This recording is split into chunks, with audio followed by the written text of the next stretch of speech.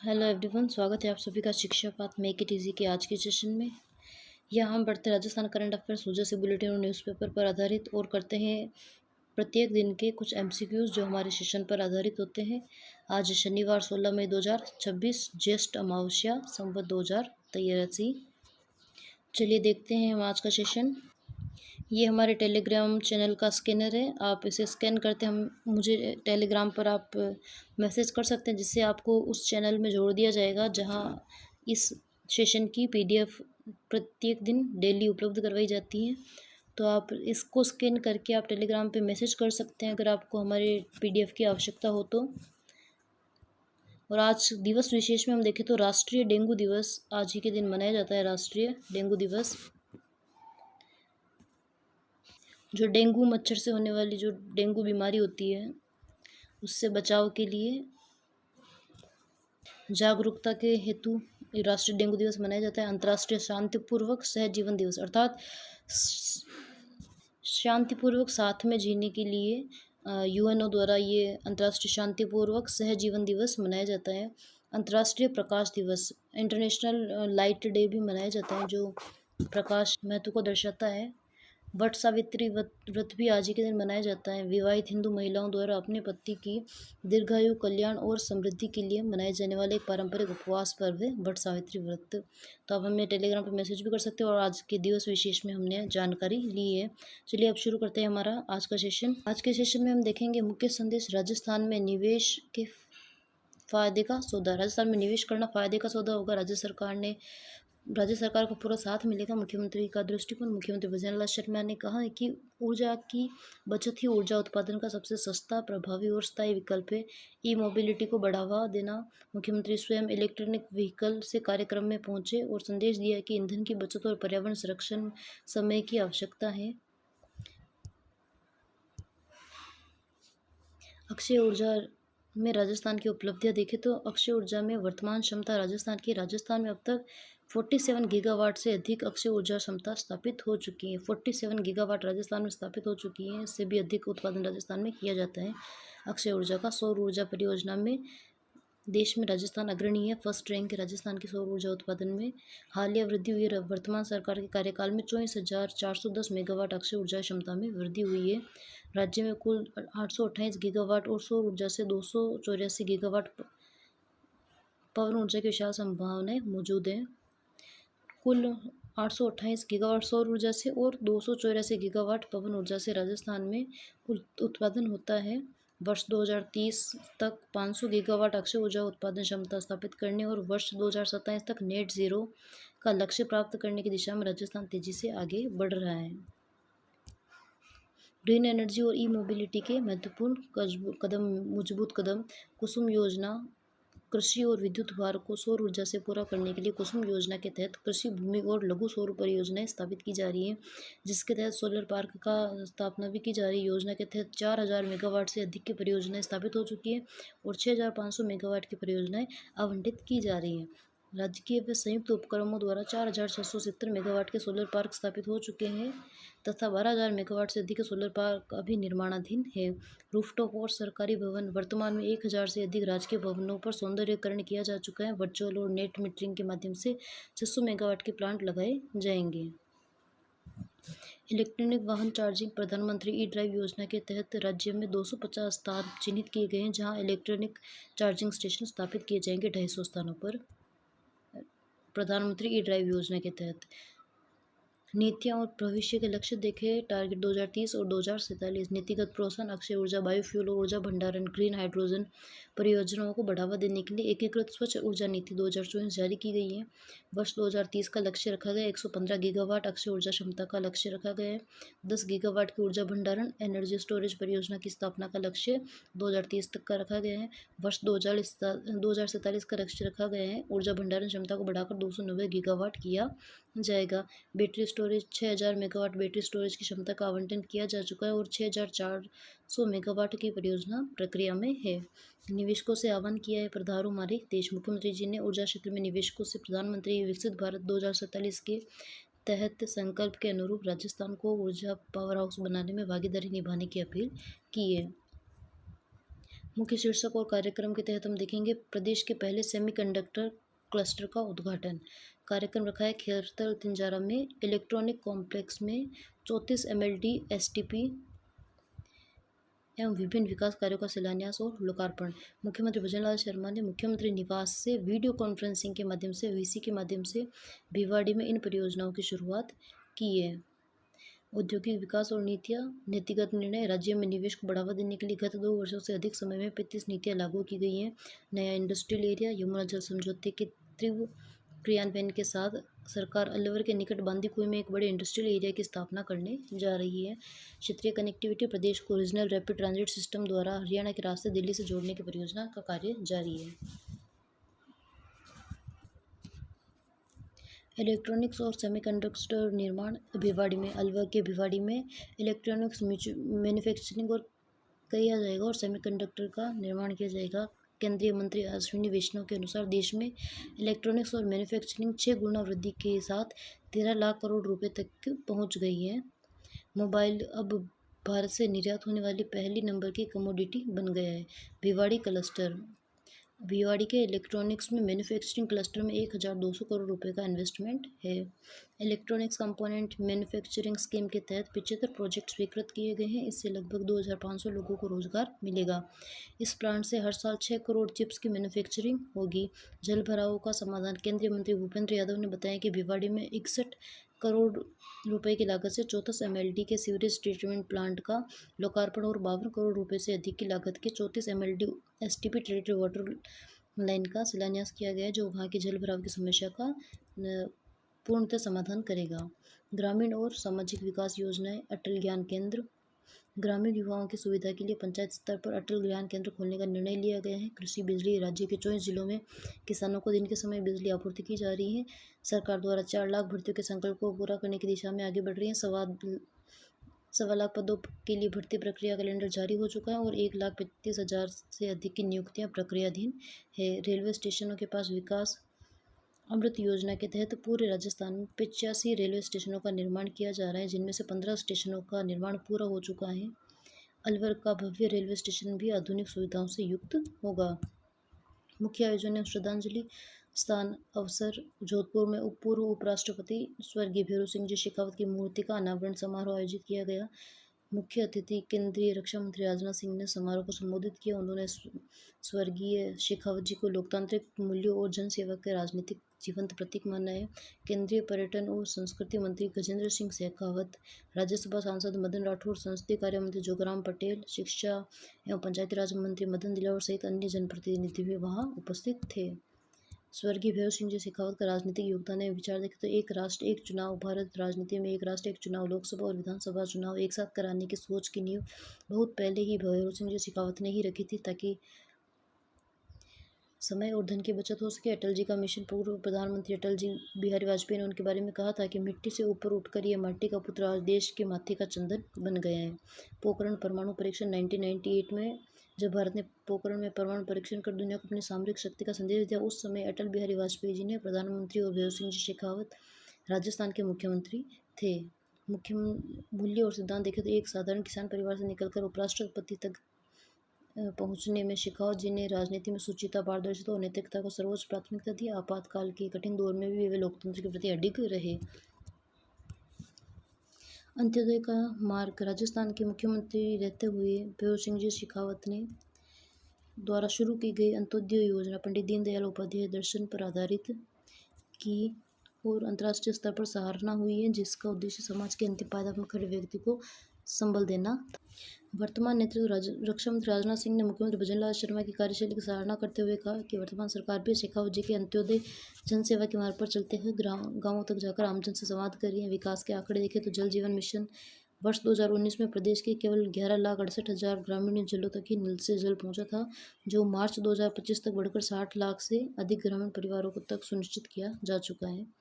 स्वर्णिम अध्याय और राज्य सरकार के संकल्प। रोजगार एवं कल्याण देखिए मुख्यमंत्री भजनलाल शर्मा ने स्वर्गीय शेखावत जी के कार्यकाल को प्रदेश के विकास का स्वर्णिम अध्याय बताया है और अपनी सरकार के प्रमुख संकल्पों को रेखांकित किया है। रोजगार का संकल्प। सरकार ने युवाओं के लिए 4 लाख सरकारी नौकरी तथा निजी क्षेत्र में 6 लाख रोजगार प्रदान करने का संकल्प लिया है। वर्तमान प्रगति देखें तो अब तक 1.25 लाख से युवाओं को सरकारी नौकरियों में नियुक्त कर दिया गया है। 1,35,000 से अधिक पदों पर भर्तियां वर्तमान में प्रक्रियाधीन है। इस वर्ष के लिए 1.25 लाख भर्तियों का कैलेंडर निर्धारित किया गया है।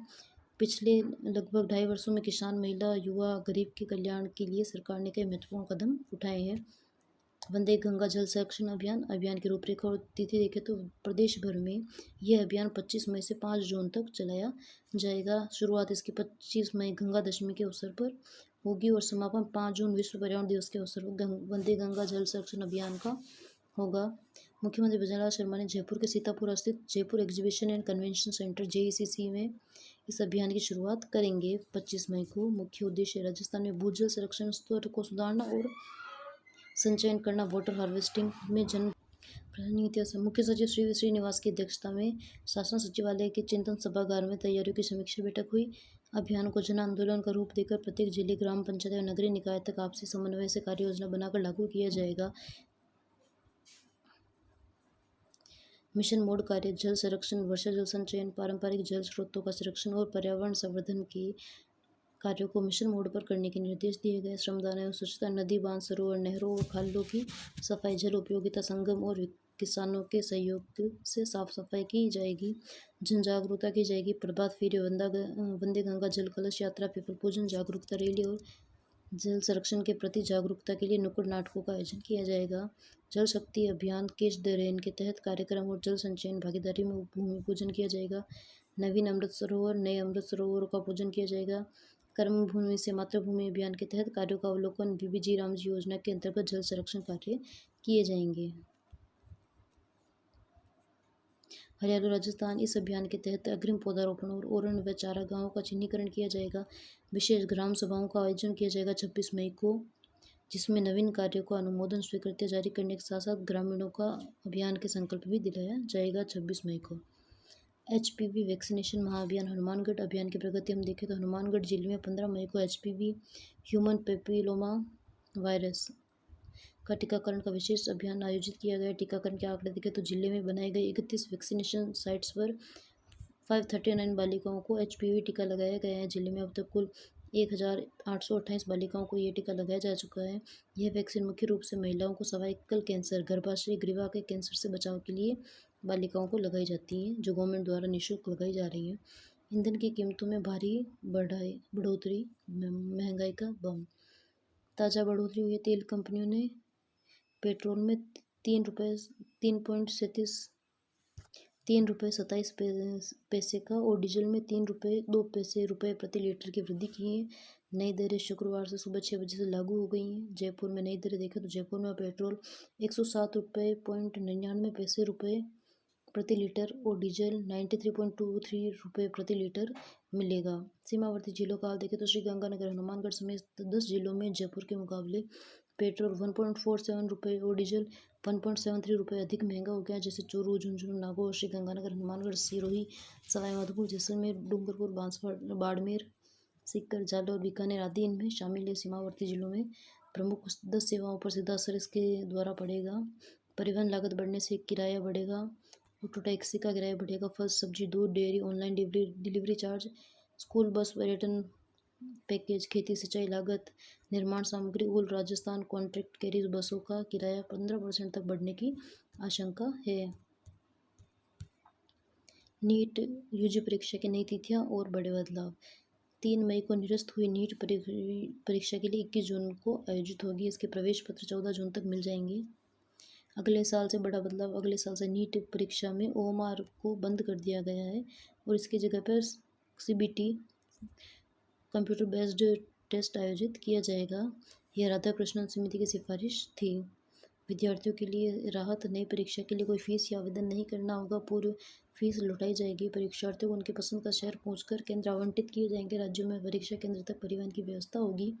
इस बार OMR शीट भरने के लिए अतिरिक्त 15 मिनट मिलेंगे।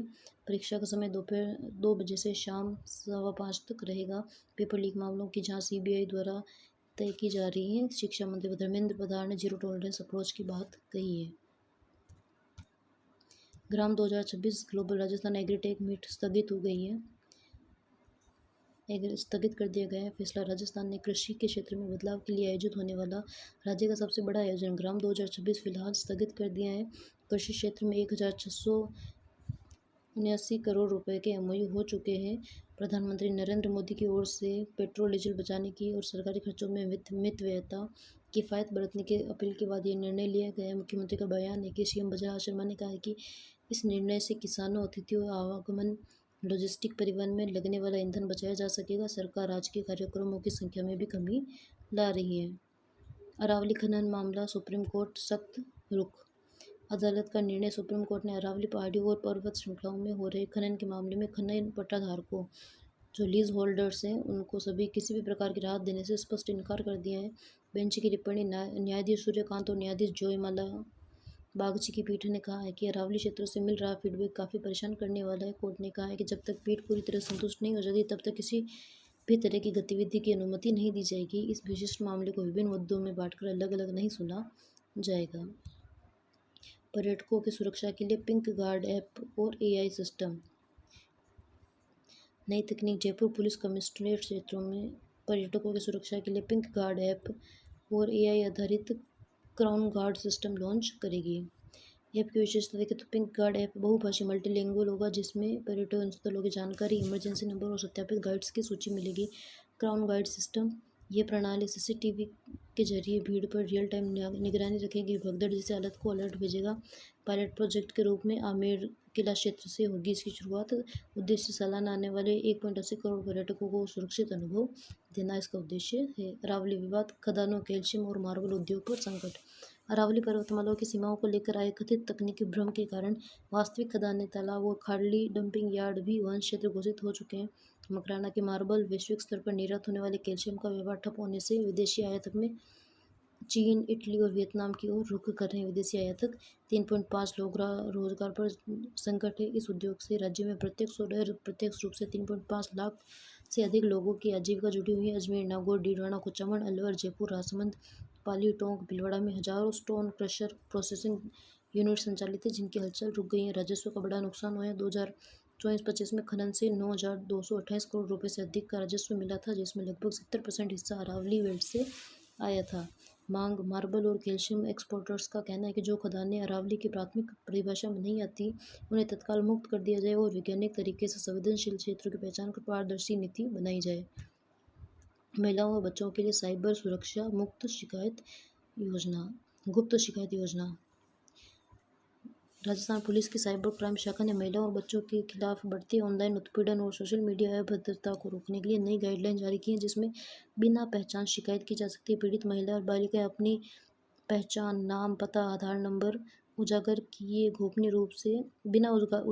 गोपनीय रूप से ऑनलाइन दर्ज करा सकती हैं।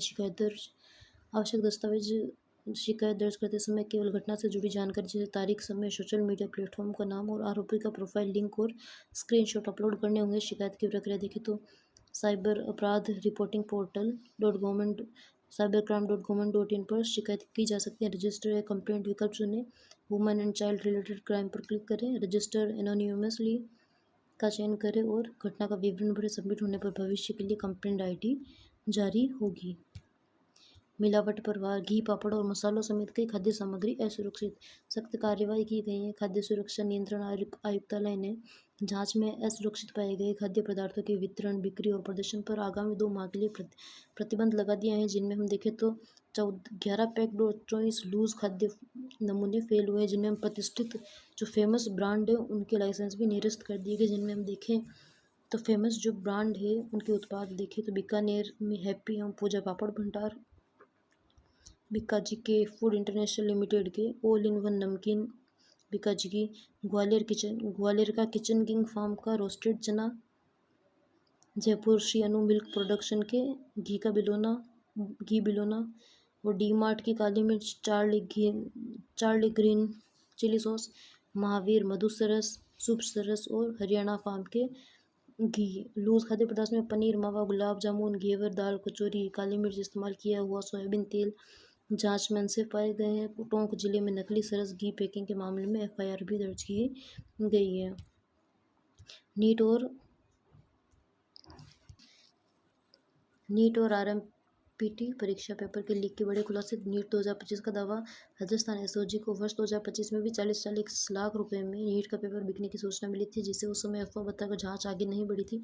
इसी मामले में झुंझुनू, करौली व चूरू में 3 संदिग्धों को हिरासत में लिया गया था।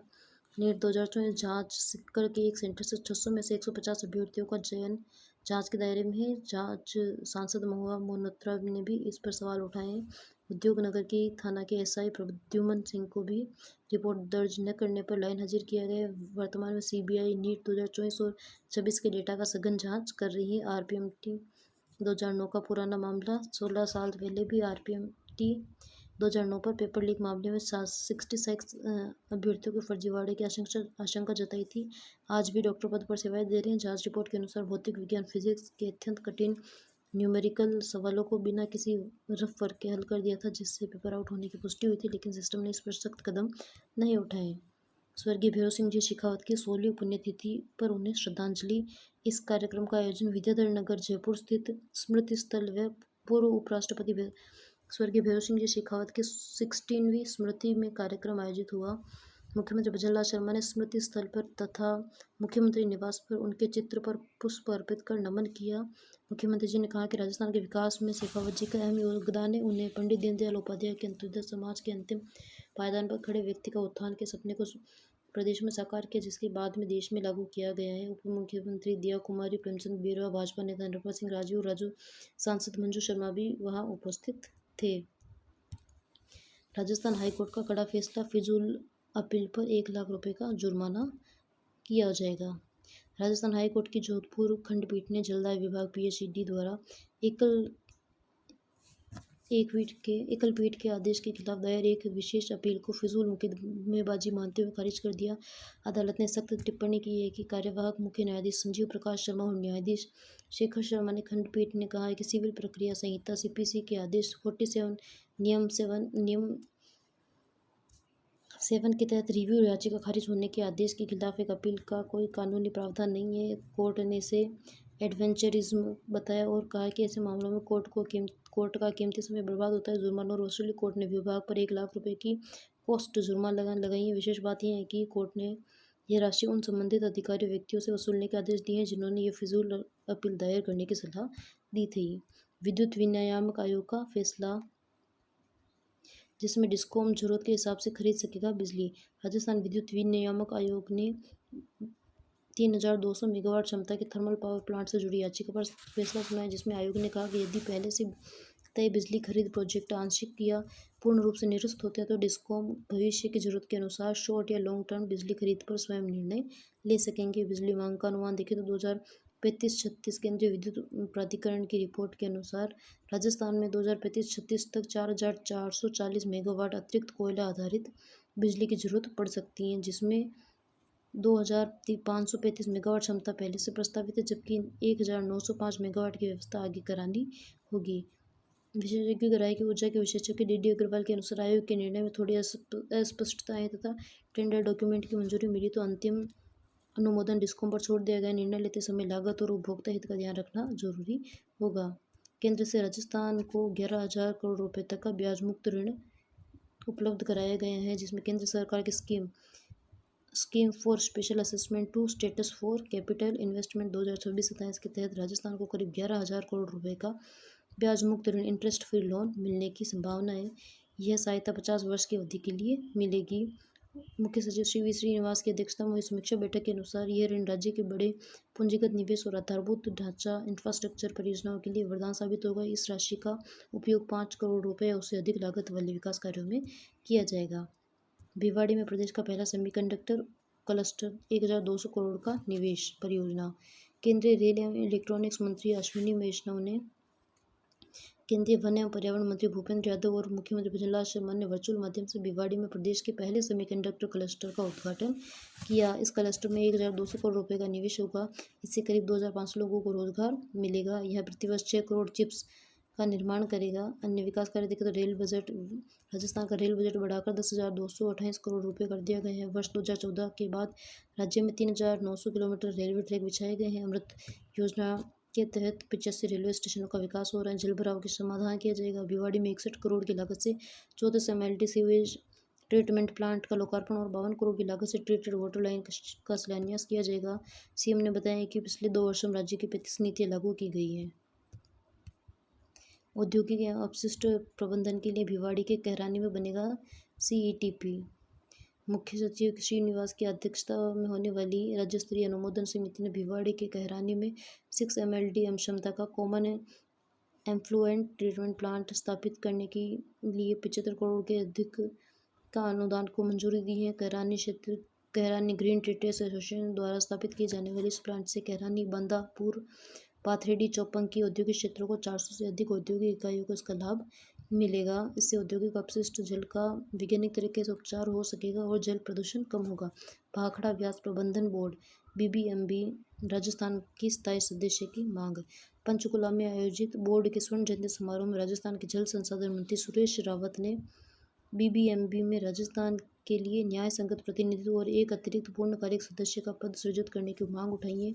पश्चिम राजस्थान के 13 जिले पेयजल और सिंचाई के लिए रावी व्यास सतलुज नदी प्रणाली पर पूरी तरह निर्भर है। रावी व्यास जल में राजस्थान का हिस्सा 52.699% है, जिसके बावजूद भी वर्तमान में बोर्ड में राज्य के किसी भी अधिकारी को स्थायी सदस्य नहीं बनाया गया है। पारदर्शी जल वितरण के लिए राजस्थान ने केंद्रीय मंत्री मनोहर लाल खट्टर के समक्ष ये मांग रखी है ताकि उन्हें भाखड़ा व्यास प्रबंधन बोर्ड में स्थायी सदस्य बनाया जाए। आयोजन हुआ फिक्की फ्लो जयपुर चैप्टर की ओर से होटल क्लार्क्स में द पावर ऑफ प्रेजेंस विषय पर एक मास्टर क्लास का आयोजन किया गया। विशेष उपलब्धि के पिंक सिटी की फिल्म मेकर सुरुचि कांस में करेगी भारत का प्रतिनिधित्व। जयपुर की फिल्म मेकर और प्रोड्यूसर सुरुचि शर्मा का चयन वुमन इन फिल्म इंडिया की ओर से आयोजित प्रतिष्ठित स्कॉलरशिप कार्यक्रम इम्पैक्ट लैब के लिए हुआ है। फ्रांस में आयोजित होने वाले कांस फिल्म फेस्टिवल से जुड़े मार्शेद दू फिल्म में भारत का प्रतिनिधित्व कर रही हैं। इस कार्यक्रम के लिए दुनिया भर से 12 लोगों का चयन हुआ है।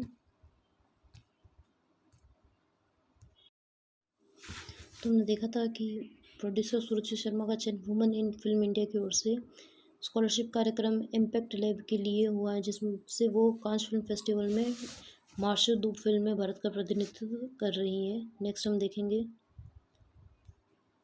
अंतर्राष्ट्रीय नर्स दिवस। इसका आयोजन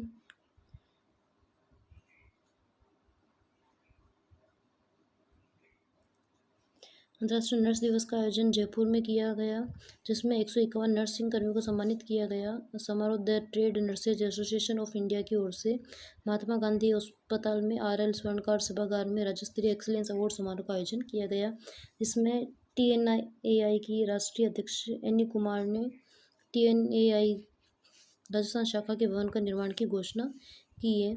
संबोधन व सम्मान गृह राज्य मंत्री जवाहर सिंह मेडम और भाजपा नेता राजेंद्र राठौड़ ने नर्सिंग को केवल एक पेशा नहीं बल्कि मानवता, करुणता और सेवा का जीवंत स्वरूप बताया। राज्य वित्त आयोग के चेयरमैन अरुण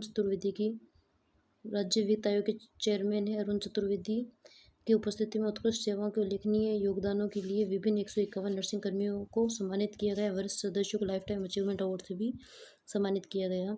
कला क्षेत्र विनीता का वेनिस बिनाले 2026 में चयन। विनीता वेनिस बिनाले 2026 में चयन। जयपुर गुलाबी नगर की विनीता गुर्जर का चयन अंतर्राष्ट्रीय स्तर के विश्व प्रसिद्ध वेनिस बिनाले 2026 में रिसर्च स्कॉलर के रूप में हुआ है। वह 1 माह तक इटली के वेनिस शहर में ब्रिटिश पवेलियन में एक विशेष रिसर्च प्रोजेक्ट पर कार्य करेगी और प्रदेश का नाम रोशन करेगी। 45वीं सब जूनियर नेशनल शूटिंग पोल चैंपियनशिप में राजस्थान को रजत। तेलंगाना के महमूदाबाद में स्थित NTR स्टेडियम में प्रतियोगिता का आयोजन हुआ, जिसमें राजस्थान की बेटियों की टीम ने रजत पदक, सिल्वर मेडल जीतकर प्रदेश का नाम रोशन किया है, जिसमें टीम में कृष्णा, चंचल जहांगीर, विधि रोहिल्ला ने शानदार खेल का प्रदर्शन किया है। मुख्य कोच RP शेरावत के अनुसार राजस्थान का खिताबी मुकाबला हरियाणा के साथ था। कांटे की टक्कर के बाद राजस्थान उप विजेता रहा है, हरियाणा विजेता रहा है। प्रतियोगिता में उत्तर प्रदेश के विजेता और गुजरात उप विजेता, वेस्ट बंगाल तीसरे स्थान पर रही है। राजस्थान बॉयज टीम ने भी अपने पूल में शीर्ष स्थान प्राप्त किया था।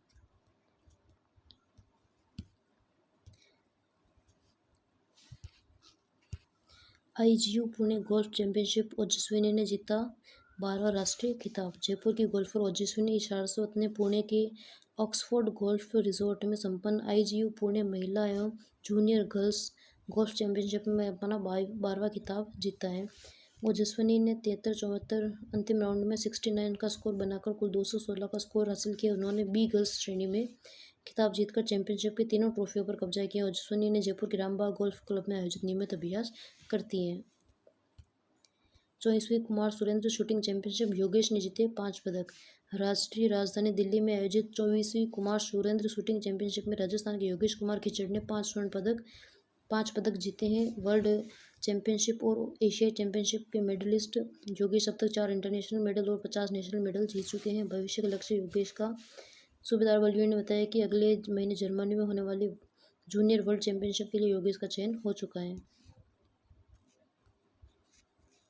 वरिष्ठ नागरिक तीर्थ यात्रा योजना, 12 सालों में 2.13 लाख बुजुर्गों का सपना हुआ साकार।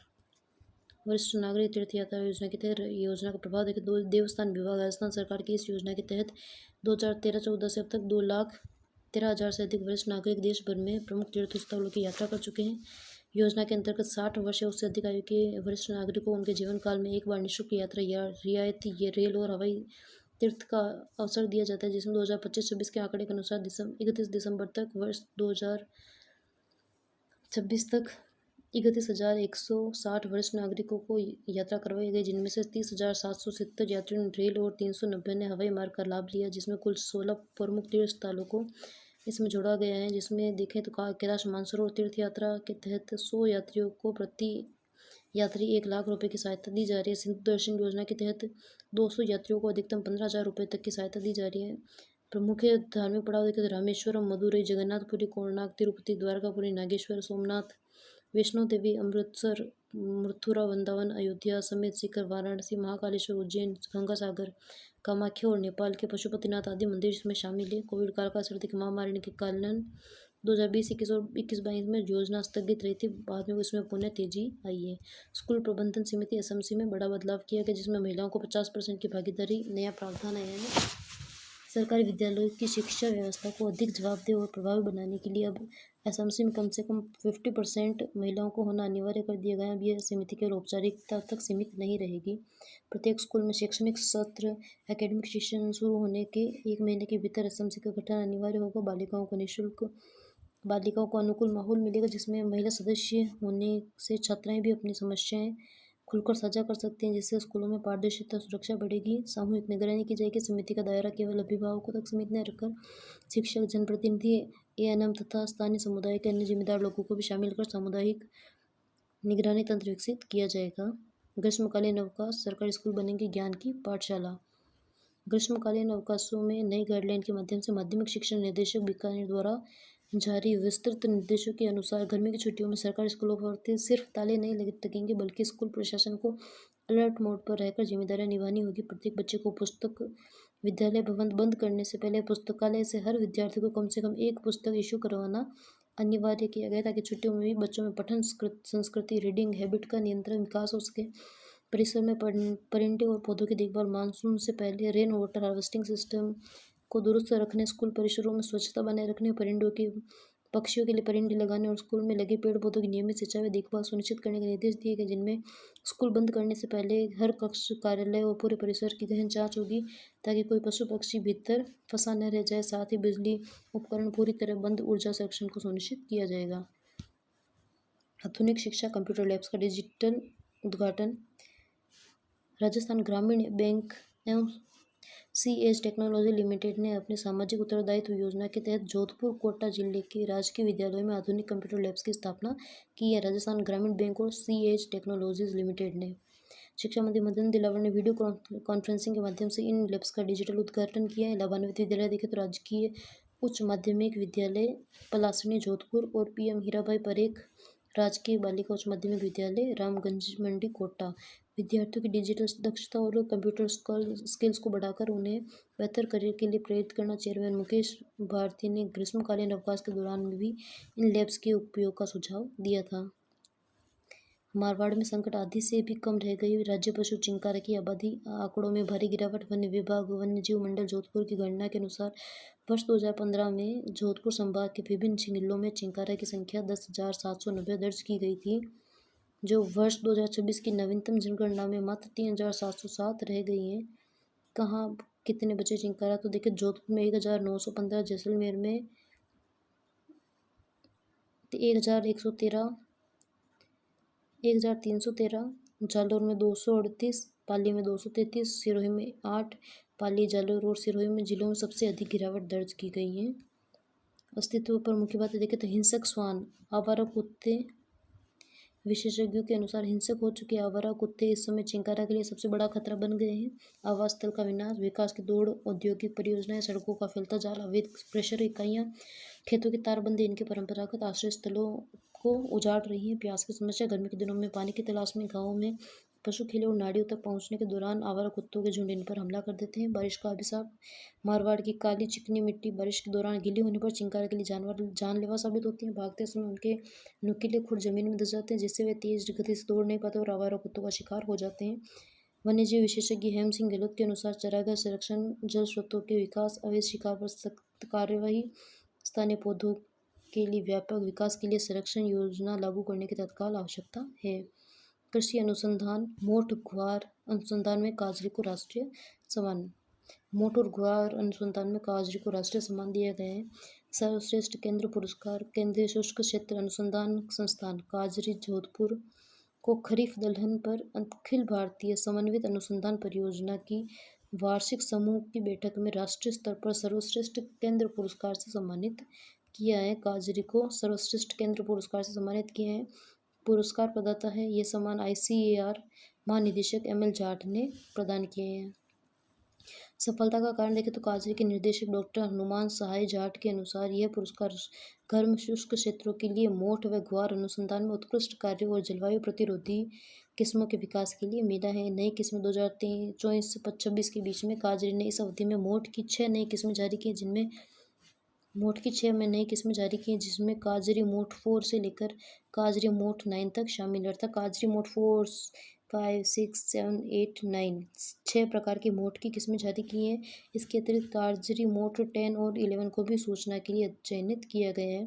मोठ बीन प्रजनन टीम में पादप सुधार कीट प्रबंधन विभाग के विभागाध्यक्ष डॉक्टर RK काकानी व HR महिला व डॉक्टर रमावतार भी इसमें शामिल हैं।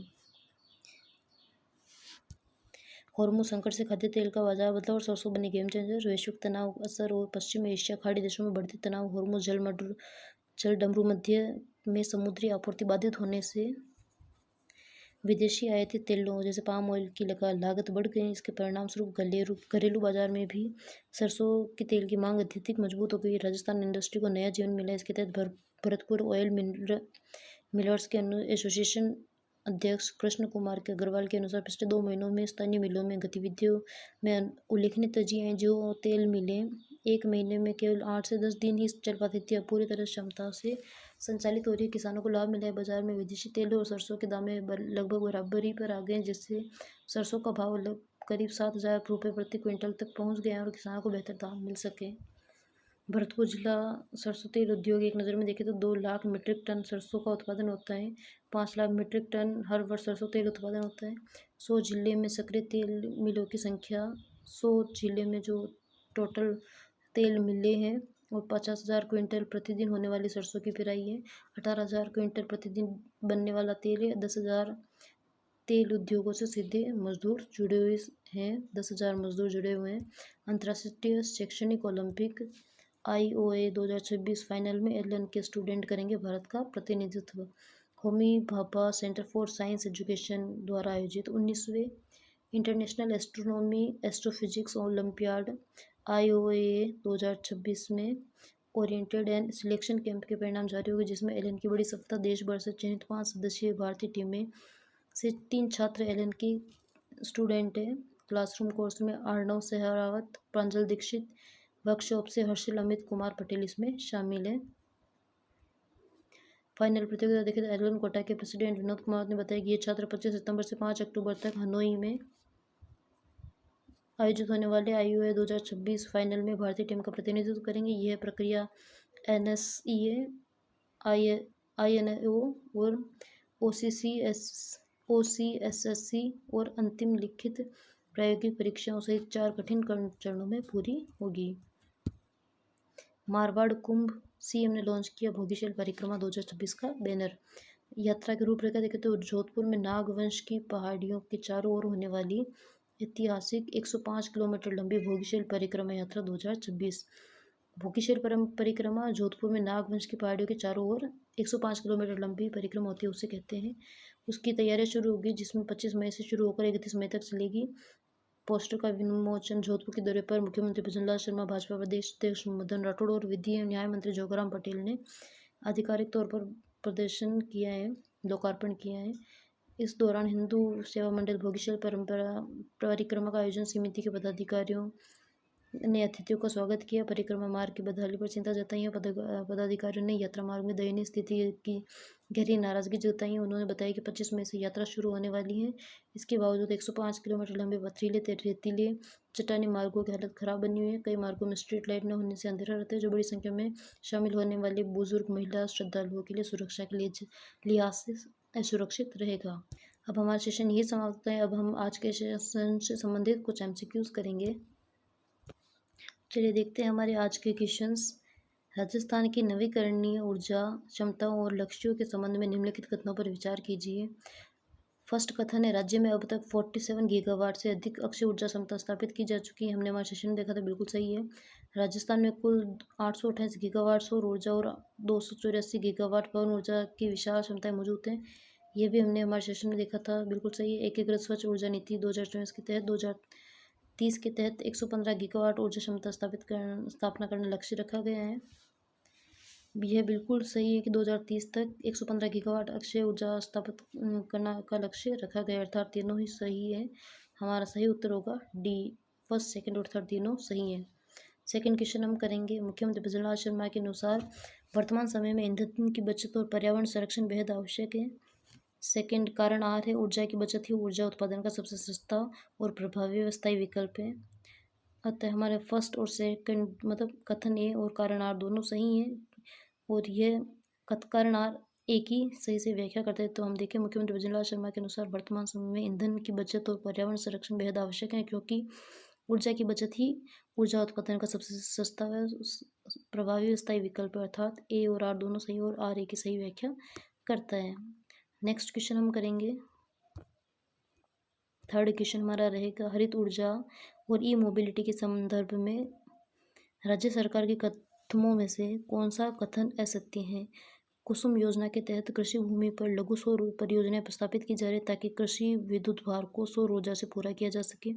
बिल्कुल सही है, कुसुम योजना के तहत कार्य किया जा रहा है। प्रधानमंत्री ई ड्राइव योजना के तहत राजस्थान में 500 स्थानों पर इलेक्ट्रॉनिक वाहन चार्जिंग स्टेशन स्थापित किए जाएंगे। वर्तमान सरकार के कार्यकाल में अब तक 24,410 मेगावाट अक्षय ऊर्जा क्षमता वृद्धि की जा चुकी है। तो इससे हमारा असत्य कथन होगा, सेकंड वाला हमारा असत्य कथन होगा, क्योंकि अर्थात हमारा उत्तर होगा केवल ए, केवल सेकंड ए हमारा सही उत्तर होगा, क्योंकि राजस्थान में प्रधानमंत्री ई ड्राइव योजना के तहत 500 नहीं बल्कि 250 इलेक्ट्रॉनिक वाहन चार्जिंग स्टेशन स्थापित किए जा रहे हैं। नेक्स्ट क्वेश्चन हम देखेंगे। भिवाड़ी, खेरतल, तिंजारा में हाल ही में हुए औद्योगिक विकास और शिलान्यास कार्यों के संबंध में निम्नलिखित कथनों पर विचार कीजिए। मुख्यमंत्री जी ने भिवाड़ी में प्रदेश के पहले सेमीकंडक्टर क्लस्टर का वर्चुअल उद्घाटन किया है। इस क्लस्टर के इलेक्ट्रॉनिक मैन्युफैक्चरिंग हब में 1,200 करोड़ का निवेश किया जा रहा है, जिससे प्रतिवर्ष 6 करोड़ की चिप्स की मैन्युफैक्चरिंग होगी। भिवाड़ी में जल भराव की गंभीर समस्या के समाधान हेतु 34 MLD के सीवरेज ट्रीटमेंट प्लांट का लोकार्पण किया गया है। तो कौन से कथन सत्य हैं? हमारे फर्स्ट, सेकंड, थर्ड तीनों ही कथन सत्य है, तो हमारा आंसर होगा डी। राजस्थान सरकार द्वारा अलवर के निकट बांदीकुई में एक नए इंडस्ट्रियल एरिया की स्थापना की जा रही है, क्योंकि यमुना जल समझौते के तीव्र क्रियान्वयन और औद्योगिक निवेश को बढ़ावा देने के लिए उद्देश्य यह कदम उठाया जा रहा है। कथन ए हमारा बिल्कुल सही है और कथन आर भी हमारा बिल्कुल सही है। इस वजह से यमुना जल समझौते के तहत तीव्र औद्योगिक निवेश को बढ़ावा देने के उद्देश्य कदम उठाया जा रहा है, इसलिए राजस्थान सरकार द्वारा अलवर के निकट बांदीकुई में एक बड़े इंडस्ट्रियल एरिया की स्थापना की जा रही है। तो ए और आर दोनों सही और आर ए की सही व्याख्या करता है। नेक्स्ट क्वेश्चन हम करेंगे। सिक्स्थ क्वेश्चन है, पूर्व उपराष्ट्रपति भैरों सिंह शेखावत के राजनीतिक योगदान के संदर्भ में निम्नलिखित कथनों में से कौन सा सत्य है। भारतीय राजनीति के समय धन की बचत के लिए एक राष्ट्र एक चुनाव की सोच की नींव स्वर्गीय सर्वप्रथम भैरों सिंह जी शेखावत ने रखी थी। वर्ष 1998 में परमाणु जो परीक्षण के समय अटल बिहारी वाजपेयी देश के प्रधानमंत्री थे और भैरव सिंह जी शेखावत राजस्थान के मुख्यमंत्री थे। उनके द्वारा शुरू की गई अंत्योदय योजना पंडित दीनदयाल उपाध्याय के दर्शन पर आधारित थी, जिसकी अंतर्राष्ट्रीय स्तर पर सराहना हुई है। अतः हमारा तीनों ही सेंटेंस बिल्कुल सही है। तो हमारा उत्तर होगा डी। राज्य सरकार की रोजगार और ग्रामीण विकास संबंधी योजनाओं के संदर्भ में निम्नलिखित युग्मों पर विचार कीजिए। अटल ज्ञान केंद्र ग्रामीण युवाओं की सुविधा तो पंचायत स्तर पर डिजिटल हब। अमृत योजना पूरे राजस्थान में 85 रेलवे स्टेशनों का आधुनिक और पुनर्निर्माण किया गया है, विकास किया गया, पुनर्निर्माण किया गया है। जल जीवन मिशन वर्ष 2019 तक 11.68 लाख ग्रामीण नल कनेक्शनों से बढ़कर 2025 तक 60 लाख से अधिक परिवारों तक पहुंच चुकी है। तो हमारे तीनों ही सेंटेंस सही है, इस वजह से तीनों सुमेलित हैं। वंदे गंगा जल संरक्षण जन अभियान के संबंध में निम्नलिखित कथनों पर विचार कीजिए।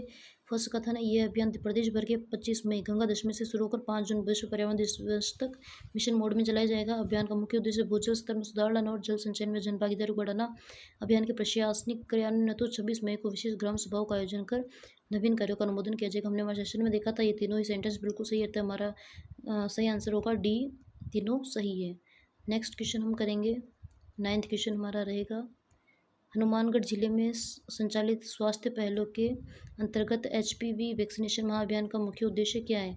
नवजात शिशुओं को हेपेटाइटिस बी के संक्रमण से बचाना, बालिकाओं को मुख्य रूप से सर्वाइकल कैंसर, गर्भाशय ग्रीवा से सुरक्षा प्रदान करना, ग्रामीण महिलाओं में एनीमिया कुपोषण की दर को कम करना, कोविड-19 के सब वेरिएंट के खिलाफ बूस्टर डोज प्रदान करना। हमारा सही उत्तर रहेगा बी, बालिकाओं को मुख्य रूप से सर्वाइकल कैंसर, गर्भाशय ग्रीवा कैंसर से सुरक्षा प्रदान करना। राज्य सरकार ने कथन ये है, राज्य सरकार ने कृषि क्षेत्र के बड़े वार्षिक आयोजन ग्राम 2026 ग्लोबल राजस्थान एग्रीटेक मीट को फिलहाल स्थगित कर दिया गया है, क्योंकि प्रधानमंत्री द्वारा सरकारी खर्चों में मितव्ययता, किफायत बरतने और पेट्रोल डीजल की बचत करने की अपील की अनुपालना में यह निर्णय लिया गया है। कथन ये हमारा बिल्कुल सही है। कथन आर, कारण आर भी सही और आर एक ही सही से व्याख्या करता है। अतः हमारा सही उत्तर होगा ए। अरावली खनन मामले में और संबंधित उद्योगों पर आए संकट के संदर्भ में निम्नलिखित कथनों पर विचार कीजिए। वर्ष 2024-25 में राज्य को खनन से प्राप्त कुल 9,228 करोड़ के राजस्व में लगभग 70% हिस्सा अरावली बेल्ट से प्राप्त हुआ था। सीमाओं को तकनीकी भ्रम के कारण वास्तविक खदानें, खाली डंपिंग यार्ड, वन क्षेत्र घोषित होने से मकराना का मार्बल और कैल्शियम निर्यात उद्योग प्रभावित हुआ है। सुप्रीम कोर्ट ने अरावली संरक्षण क्षेत्र को पर्यावरण संरक्षण के सर्वोपरि मानते हुए पट्टाधारकों को अंतिम राहत देने से स्पष्ट इनकार कर दिया गया है। अतः तीनों सेंटेंस बिल्कुल सही है और हमारा सही उत्तर होगा डी, फर्स्ट, सेकंड, थर्ड और तीनों सही है। नेक्स्ट क्वेश्चन हम करेंगे, हाल ही में सुर्खियों में रहा कला, संस्कृति और खेल जगत के व्यक्तियों के संदर्भ में कौन सा युग्म गलत सुमेलित है? सुरुचि शर्मा फ्रांस में आयोजित होने वाले कांस फेस्टिवल के इम्पैक्ट लैब में भारत का प्रतिनिधित्व करेगी, बिल्कुल सही है। विनीता गुजर अंतर्राष्ट्रीय स्तर के वेनिस बिनाले 2026 में ब्रिटिश पवेलियन हेतु रिसर्च स्कॉलर के रूप में चयन होगा, बिल्कुल सही है। ओजस्विनी सारस्वत पुणे में आयोजित राष्ट्रीय गोल्फ चैंपियनशिप में बी श्रेणी में अपना 12वां खिताब जीता है, बिल्कुल सही है। योगेश कुमार खिचड़ 45वें सब जूनियर नेशनल फुटबॉल चैंपियनशिप में राजस्थान टीम के मुख्य कोच। यह कथन हमारा बिल्कुल गलत है। डी वाला आंसर हमारा असत्य होगा, क्योंकि योगेश कुमार खिचड़ ने राजस्थान के शूटिंग के खिलाड़ी जिन्होंने कुमार सुरेंद्र ट्रॉफी में 5 मेडल जीते हैं। वरिष्ठ नागरिक तीर्थ यात्रा योजना के और देवस्थान विभाग की अन्य परियोजनाओं के संदर्भ में निम्नलिखित कथनों पर विचार कीजिए। इस योजना के तहत 60 वर्ष या उससे अधिक आयु वर्ग के बुजुर्गों को जीवन काल में एक बार निःशुल्क रेल या हवाई यात्रा का अवसर मिलता है। योजना के अंतर्गत 16 प्रमुख धार्मिक पड़ावों को शामिल किया गया, जिसमें रामेश्वरम, जगन्नाथपुरी, तिरुपति, नेपाल के पशुपतिनाथ मंदिर भी शामिल है। कैलाश मानसरोवर तीर्थ यात्रा योजना के तहत प्रति यात्री 1 लाख तथा सिंधु दर्शन योजना के तहत अधिकतम 15,000 रुपये की वित्तीय सहायता का प्रावधान है। तीनों ही सेंटेंस हमारे बिल्कुल सही है, इस वजह से हमारा सही उत्तर होगा डी, फर्स्ट, सेकंड, थर्ड तीनों सही है।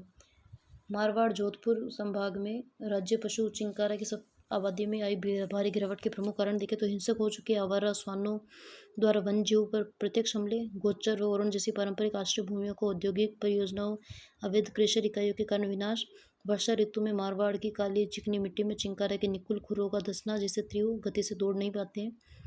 इसमें भी हमने हमारा सेशन देखा था, तीनों सेंटेंस बिल्कुल सही है। नेक्स्ट क्वेश्चन हम करेंगे, लास्ट हमारा क्वेश्चन रहेगा।